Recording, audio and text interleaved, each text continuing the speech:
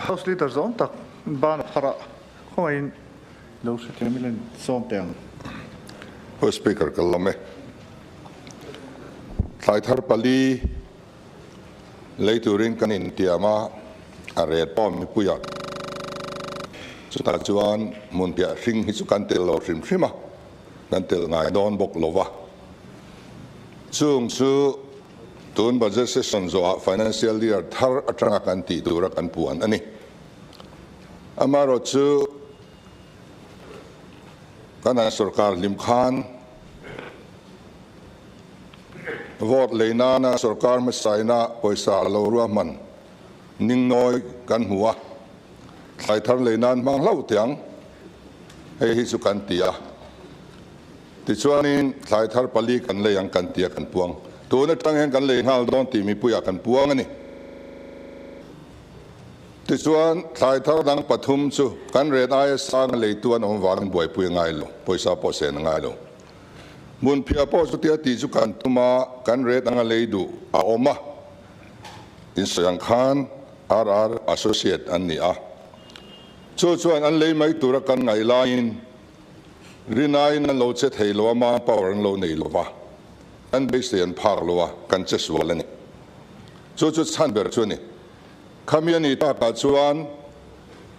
mani boy boy lo boy pui mai ro kan tia sarkar ma salama ti danang bok khan lo ti le ri mai ro kan tia ni na kum lama tang ro chuan area wise in ti alo ngai ni ti hi kan zir chuak to a thazokin kan siam thei dona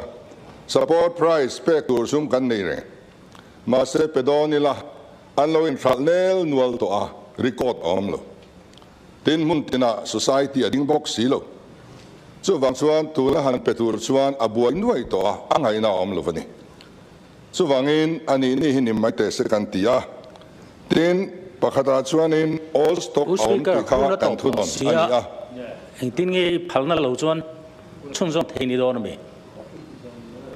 nia huna to pa I phalna kan dil ani chu ne nge housing kan ngai dan le sei lak lo sei zo ti lo dom yang ale kalome ti chuanin all stock om chu kan har satna ni ti hi sarkarin kan don ani a chu ba ka advance salawin dor bun phia man loin pelok engem zat anomani cheng som sarin an loin pelok thua mai ni khang poisa an dong to chu wa son poisa petu ne ra khan an lo thal lo thei lo wa chu tiang lek lak lo nei te chu an lo oma tin a ring lei tur vai lo kal tur lo dang deuh pol le lo vau deuh pol te po an omani chu wang chuan kumna hian vai ho an ron lut thangam lo wa chung te po chu kan buai na bel cha tu ani a tin a royalty kha